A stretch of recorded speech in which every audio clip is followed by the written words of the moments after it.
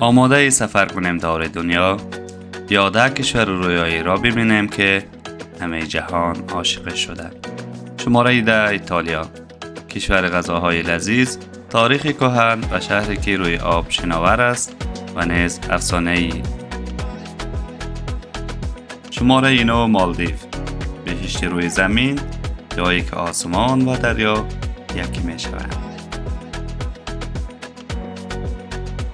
شماره 8 توکیو، ژاپن، ترکیب فرهنگ کهن و تکنولوژی مدرن، شهر پر از انرژی.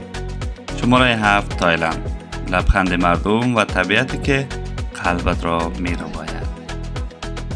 شماره 6 یونان، سرزمین خدایان و سواحل رویایی.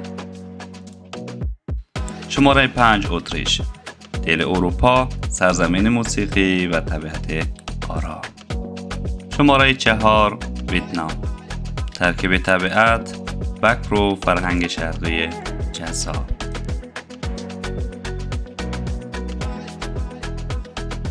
شماره 3 ماروکو، دنیای از رنگ، ادویه و کوچه های اسرارآمیز. شماره 2 دیوار بزرگ چین، یکی از عجایب بزرگ جهان، شاهکاره بهمتا. شماره 1 کاپادوکیای ترکیه، سرزمین بالون ها و غروب های رویایی که هیچ وقت فراموش نمی شود. کدامش رویایی توست؟ در کامنت بنویس و فراموش نکن که لایک کنی.